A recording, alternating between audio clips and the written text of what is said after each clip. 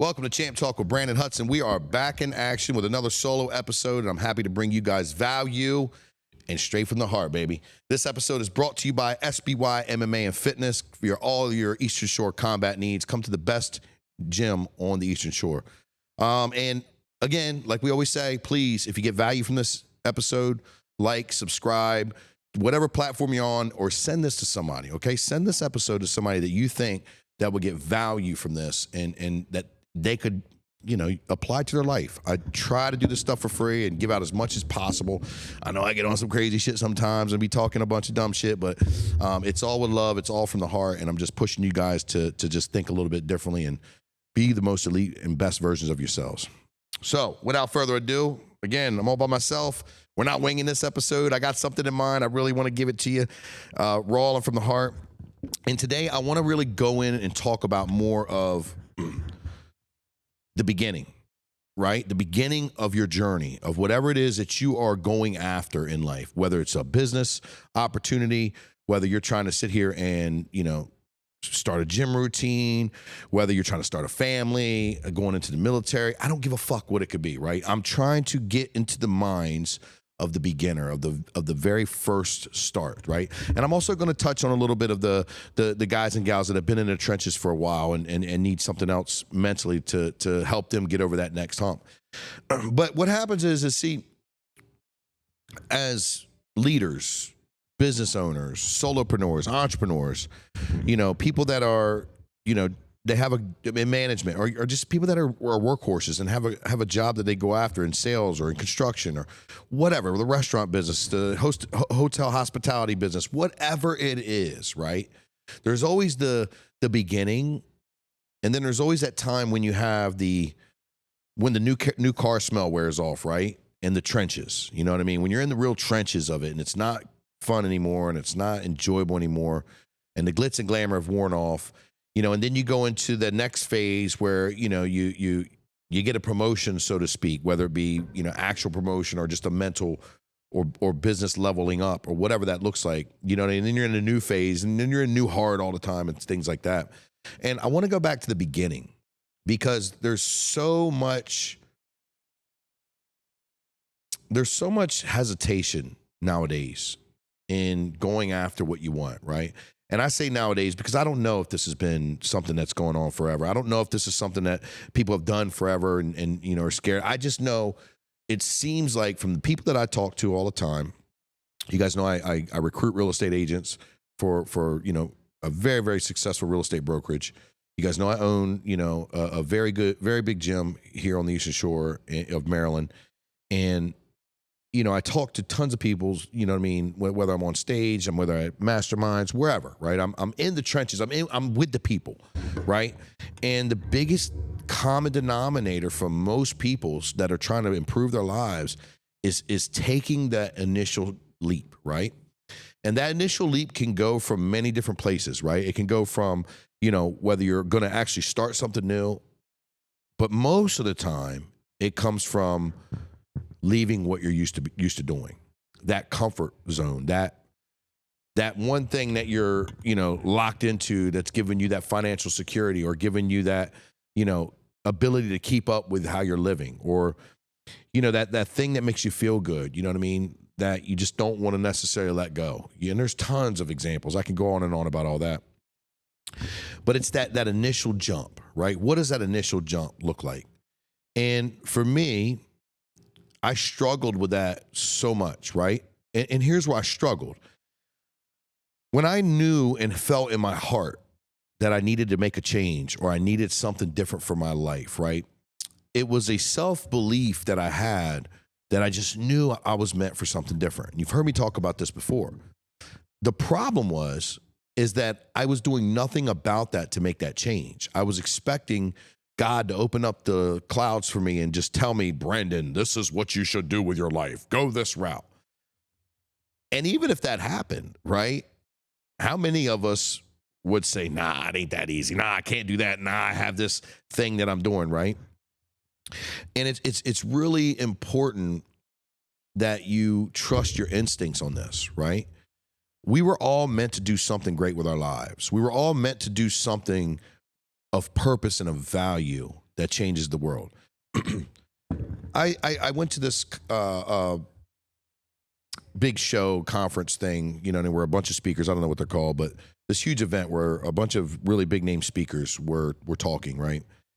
And this speaker, man, he really got me in a way I've never been talked to.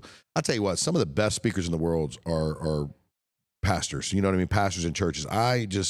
Man, they've really got it. And I understand why. I mean, they spend time, you know, perfecting their craft.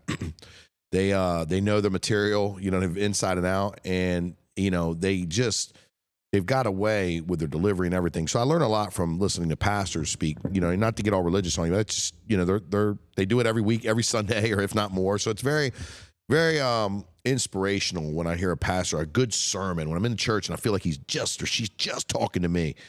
And this guy was a pastor. He was also a coach, and he did a lot of speaking. And he talked about that his father was a detective, right? His father was a detective, and he said that his father was a real straight and narrow, kind of serious kind of guy, and that he was this boisterous young man that just, you know, just seen the light and seen the world as a bright thing and a loving thing.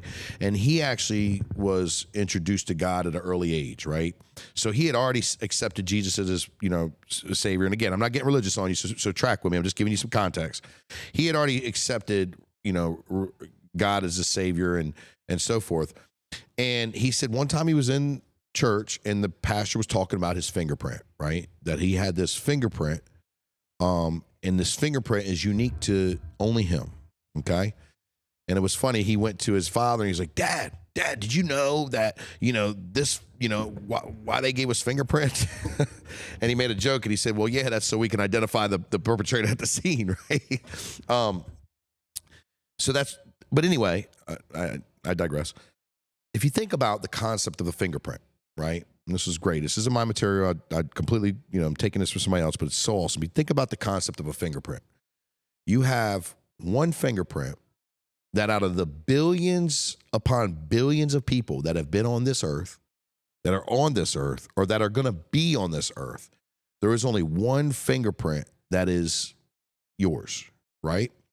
And what I think is so crazy about that is when you look at most people's fingerprints, they're all very similar. It's not like, you know what I mean, some are squared and some are rounded, some are, fingerprints all look very similar as to, you know, the similarities between one another, but none of them are the same. And he went on to say that fingerprint is unique to you, so that no matter who you believe in, that your higher power or whatever it is that you believe in gave you that fingerprint because that is your it factor, or that is your gift to the earth or gift to the world to say, hey, this is my uniqueness. This is me. This is my gift. I'm going to give this to the world. And no one else has that. And no one else did have that. No one else currently has that. And no one else will have not only my fingerprint, but my gift and my purpose to give to the world. So I fully believe that you were meant to do something great with your life. And I fully believe that you were destined for something that was given to you by whatever you want to pray, mine's God, to give into this world, right? And that is a part of that instinctual inner talk that you're having when you feel like you're just meant to do something different than what you're currently doing, right? Or you know you're doing the thing that you were meant to do. Like, you know you're on the path of helping. See, for me, I know that my path is to continue to help people, right? To continue to improve the lives through mindset and fitness of everyone I come around to and talk to. Everyone, not just the people in my gym or the people at the office or the people everyone. I can't not give it to, excuse me, let me back up. I can't just limit this mission of mine to only the people closest to me. I have to understand that this is for everyone. Whether everyone takes it or not, that's my purpose. And I know that I'm on the pathway to do that, right? But before making that decision, I just knew there was something I needed to be doing. Didn't know what, right? Didn't know what it was. Didn't know what I should be doing. And I was waiting for a sign to come out of the sky. Now, for me, starting combat sports was like a really good beginning of that, right? Because now I'm pushing my body and I'm moving my body in ways that's not been moved ever, if not in a long time. I'm challenging myself physically, mentally. I'm challenging my time. I'm challenging all the things all the excuses that I've got to make on why, I can't go to the gym or don't have enough time to go to the gym. And I'm pushing it to the maximum. I mean, to me, it's very few things that'll challenge you like, combat sports. When you're fighting or grappling or sparring with another human being every single day, and you're just getting destroyed in so many ways, there's nothing more like humbling and challenging and, really testing your fortitude and your will. So that started to get me moving in the right direction to say, hey, I need a change in my life. But I still did not know what to do, right? And I would say, knowing what I know now, it would be highly suggested for you to find somebody that's doing something with their lives that you admire, that you can learn from. Get around that person. I don't care if you need to work for that person. I don't care if you need to volunteer for that person. I don't know what you need to do, but you need to get around that person or that group of people that will help you do so, right? There's a story in the book. I think it's in Think and Grow Rich by Napoleon Hill, where, and I don't want to butcher this, but they talked about this this gentleman that wanted to work for Thomas Edison, right? Or it might have even been Thomas Edison himself, but I think he wanted to work for Thomas Edison. And he saved up all his money. He took a train back in the day all the way across wherever Thomas Edison was, showed up to Thomas Edison's doorstep and said, hey, I'm here to work for you. And he's like, I don't need you for a job. And what that guy ended up doing was either working for him for free, or, again, I don't want to butcher this, or he ended up working with him as an apprentice or something like that. And the reason why he did that was he needed to absorb the geniusness and greatness that Thomas Edison at the time had to offer.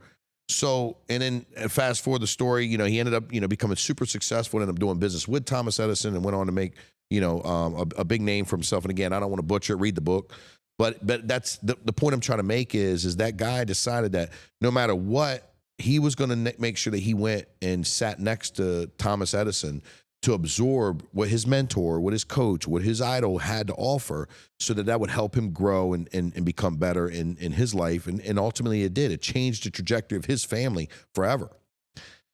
And when you think about that, right, how do you do that, right? How do you go about getting with somebody that you admire or somebody that you look at and say, hey, I look it up to you. You're doing you got what I want. You're doing what I want.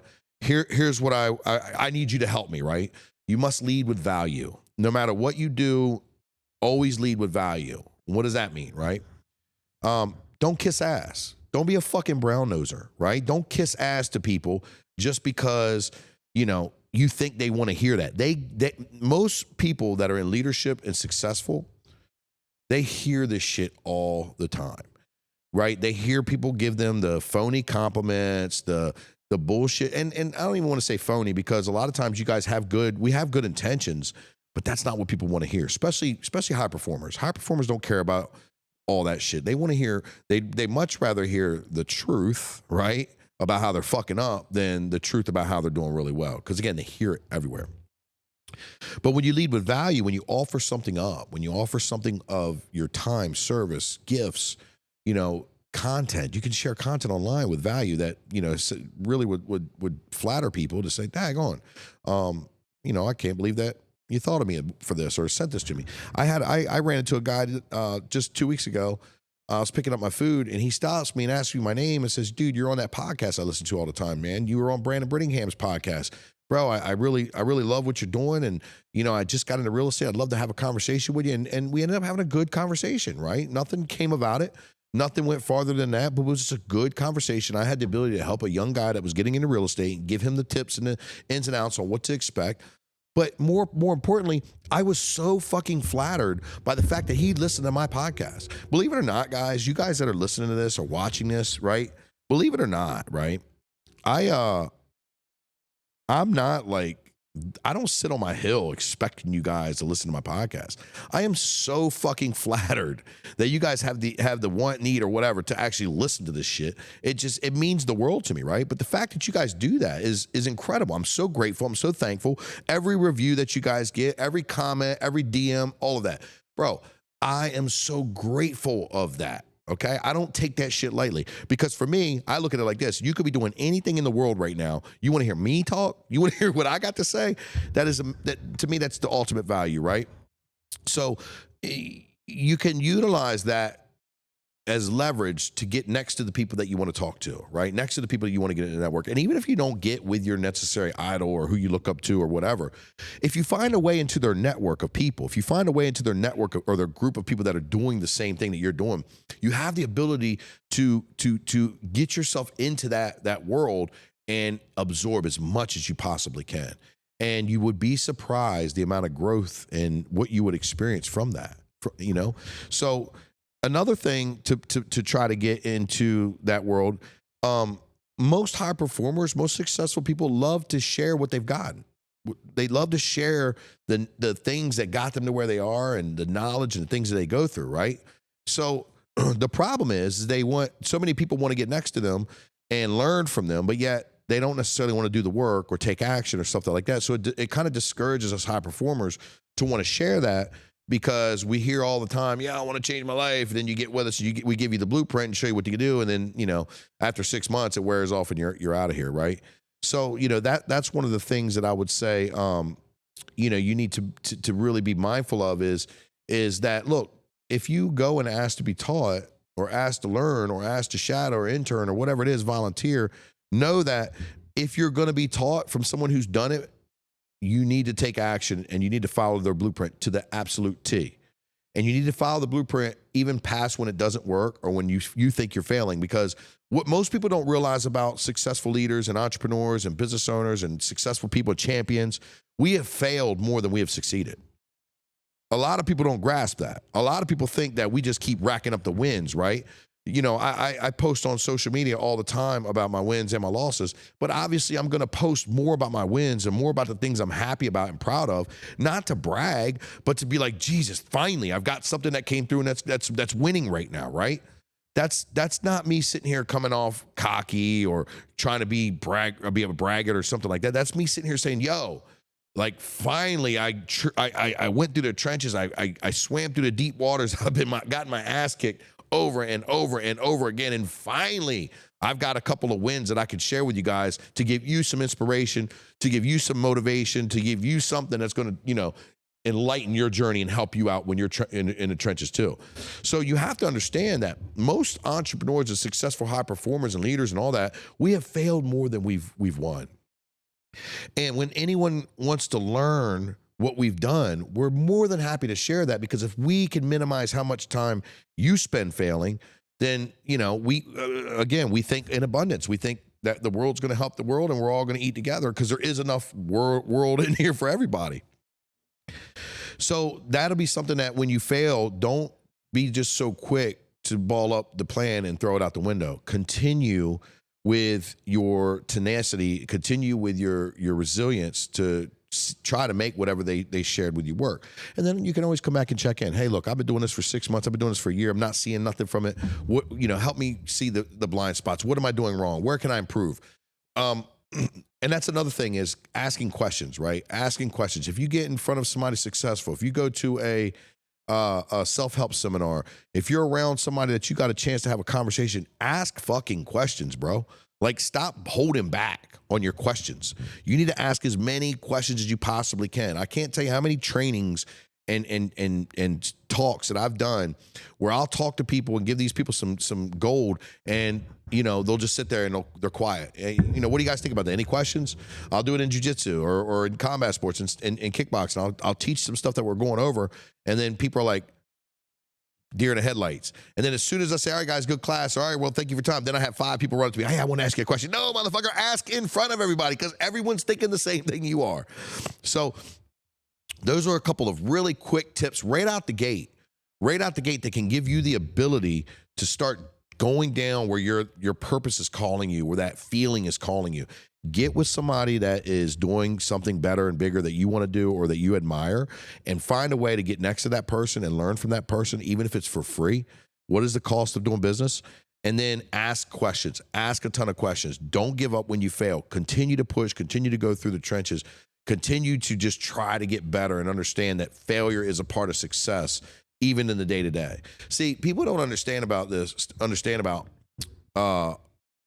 entrepreneurship, leadership, business owning, purpose-driven lifestyle. People don't realize that it is more bad days and gloomy days and rainy days than it is sunny days.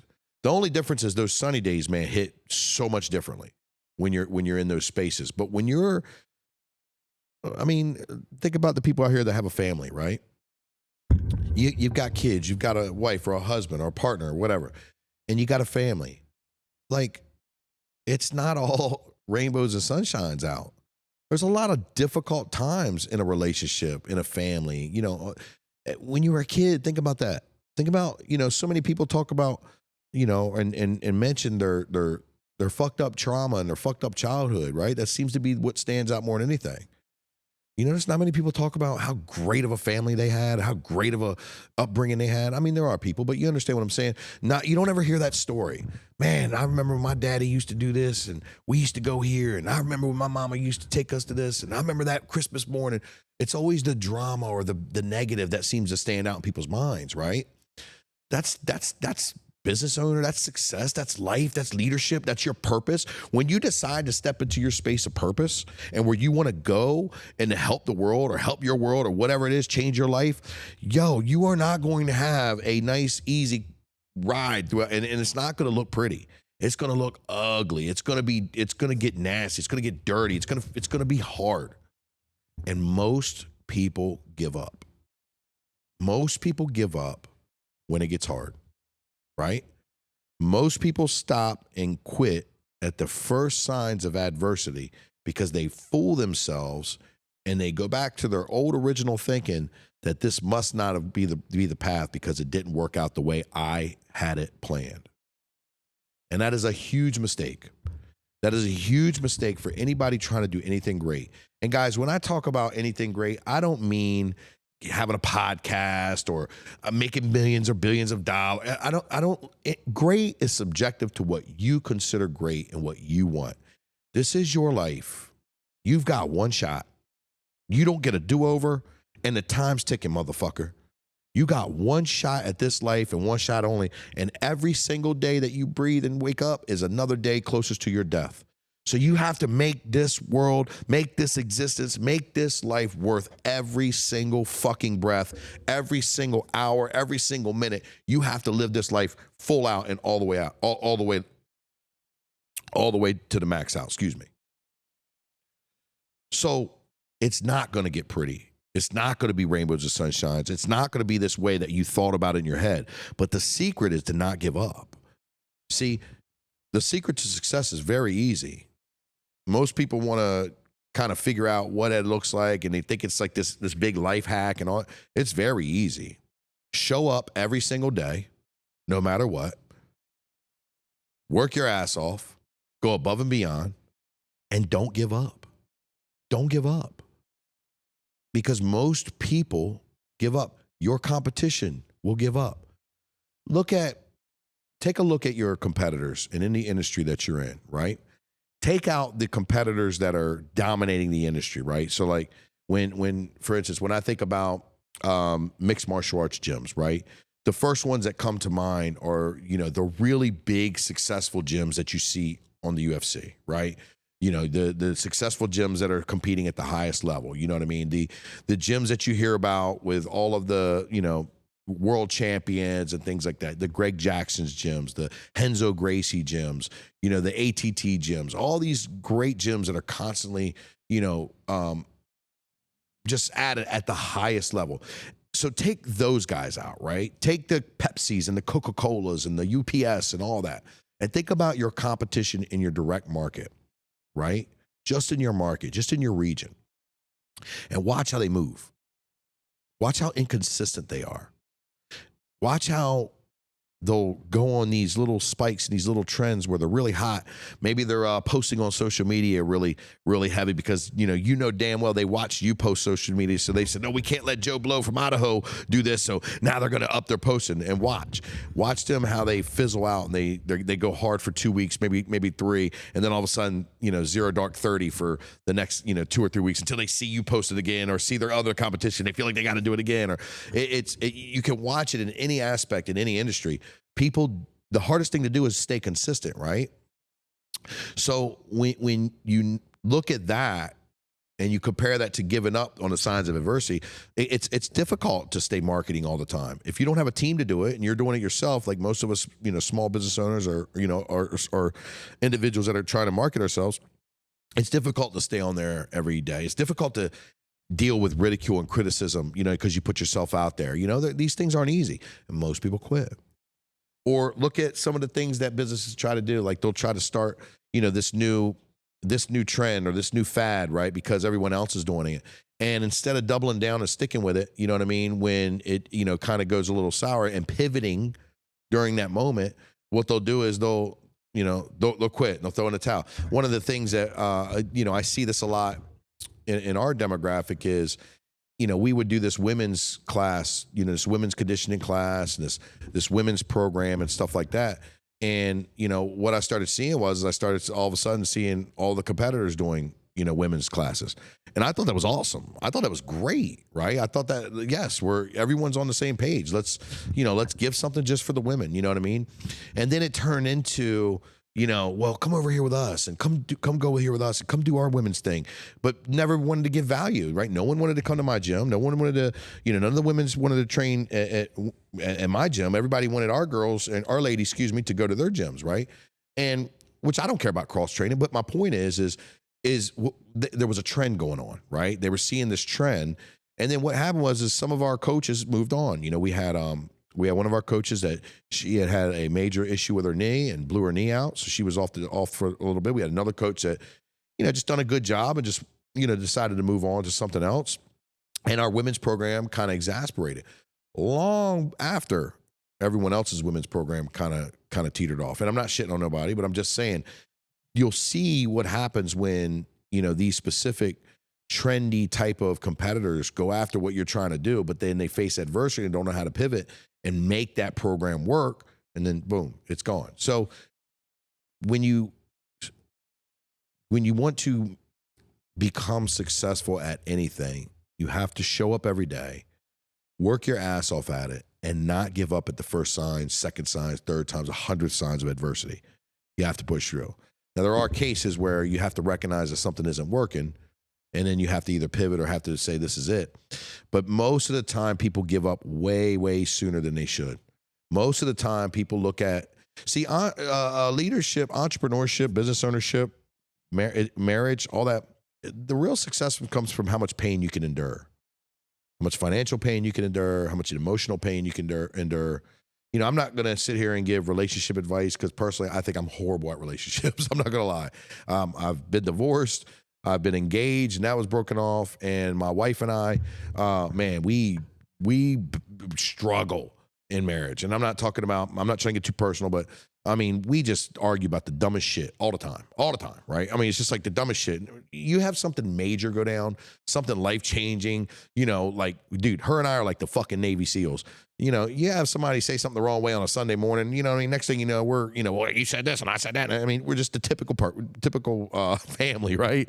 And, but I don't give a lot of relationship advice because I think I'm still a white belt when it comes to relationships. So you don't hear me talk about that.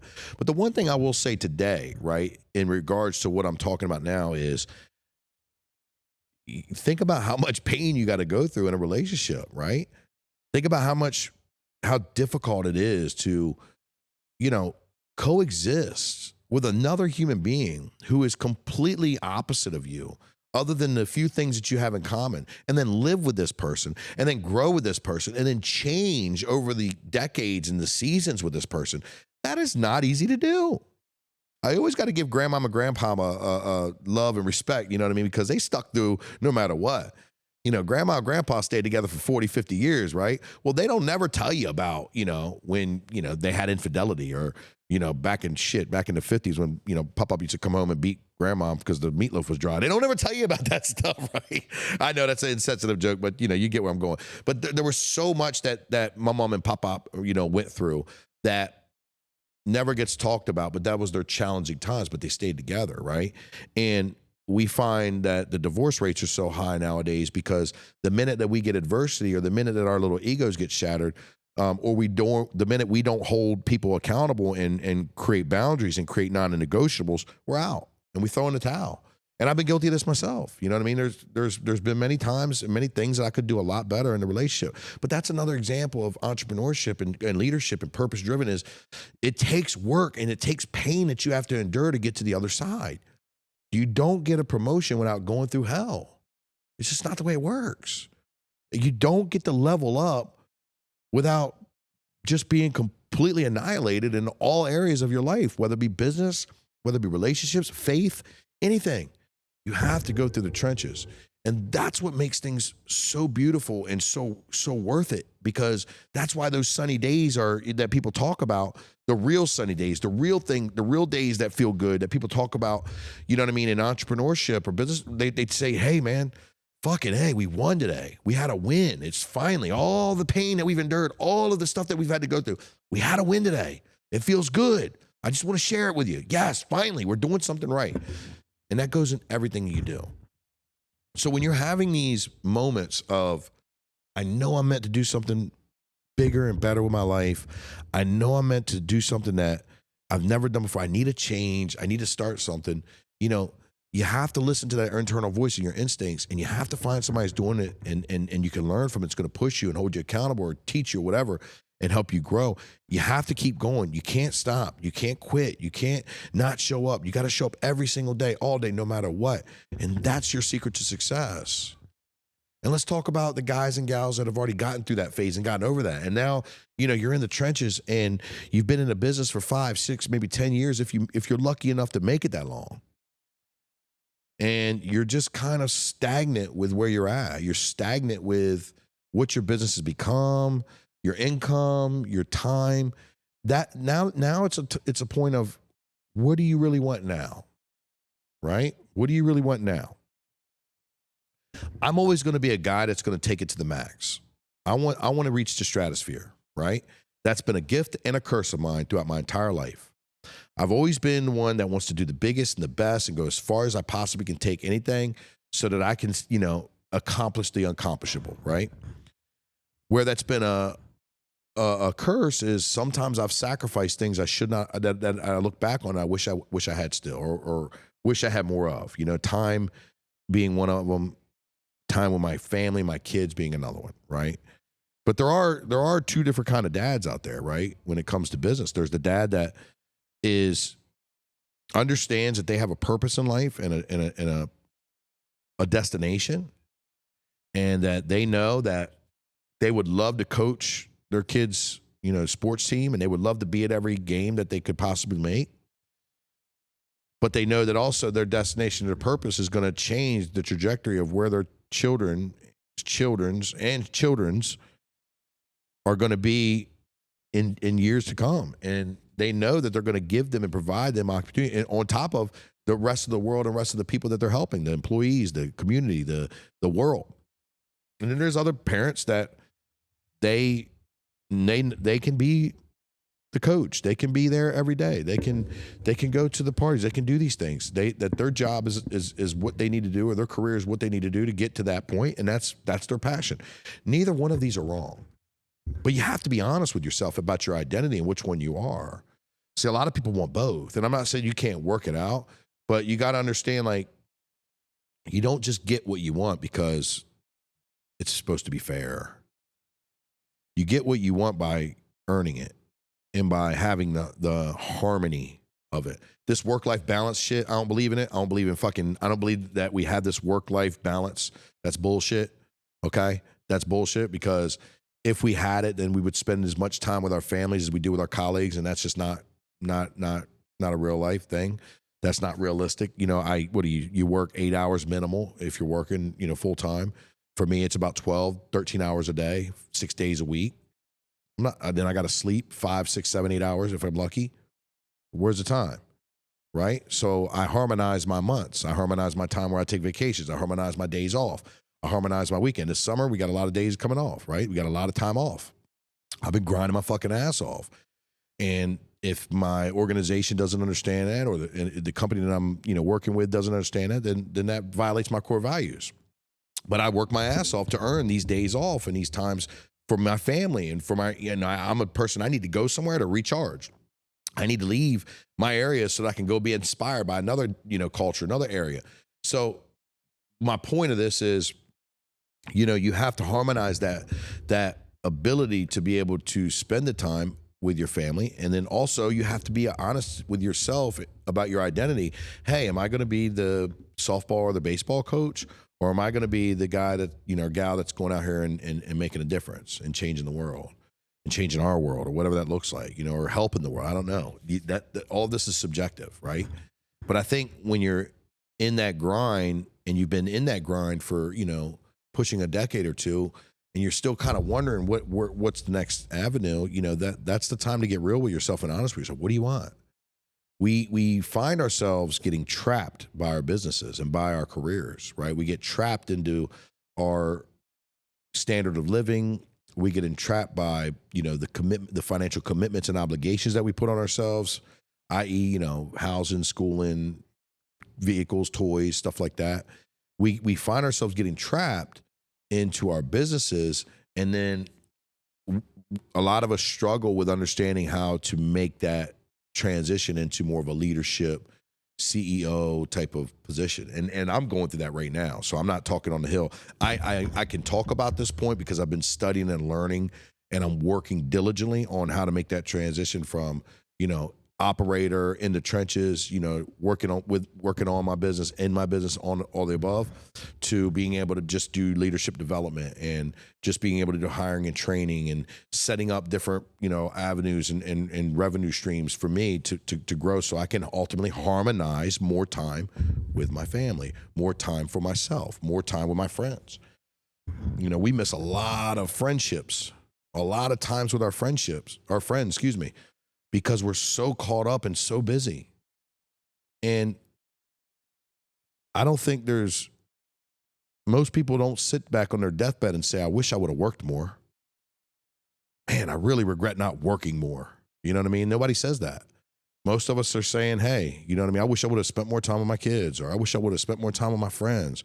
I wish I paid more attention to my wife or my husband, or I wish I would have, went to live full out my life instead of kind of being so closed in and so like status quo of how everybody else was living and trying to keep up with the Joneses and all these things that you hear people say, when they're in their golden years. That's something you got to be honest with yourself and find out your identity. So once you're honest with yourself and realize that that's what, hey, I want to be the coach, or I don't want to be, and these are just examples. I want to be the coach, or I want to be the full on business guy. Then at that point, you put a plan together. It's the same thing as when you first started off by taking that leap. You're just in a different space in your world, in your life. It's the same thing when you were sitting here saying, hey, I want to go out here and be something different. I want to go out here and change the world. I want to go out and start my own business. I want to change my weight. I want to fall in love. All that. This choice that you made then is no different from the choice that when you're 10, 15 years, 10, 6 years in, however many, of saying, man, I'm really caught up in the business and I'm kind of feeling like I'm trapped in it. I'm kind of feeling like I'm stuck in it a little bit and there's no way out. I got to develop a plan on how I'm going to change that dichotomy, right? It's the same thing. The same kind of fears, same kind of anxieties, same kind of questions. It's just you're playing on a different level because now you've already established yourself and you're used to and in routine of what you've done and how you're going about it. But there's nothing limiting any of us humans saying that we have to stay with the same goals, the same commitments that we made 5, 10, 15 years ago. Think about this, right? If you're 25 years old, listen to this podcast. Remember when you were 18? Remember when you turned 18, right? Think about that. 25-year-olds. Remember when you turned 18? I got one better. 20-year-olds. Remember when you turned 16? You got your license? 18, you became a man or a woman legally. 15, 16, you got your license. I got you. Hold on. I'm not done. 40-year-olds. Remember when you turned 30? Remember your 30-year birthday party? Remember the big celebration? Remember the fears, anxieties, excitement, all the things that you went through? My point to you guys I'm trying to make is look how fast that time went by. That time seemed to just be like yesterday. It was so boom, here it is. Just like that. So when you're thinking about how you can maneuver your life and how much time you can get back or go, you have to build a plan. I heard this saying, it's not my saying, but I heard the saying, we overestimate what we can get done in 5 years, and we underestimate what we can get done in 1 year.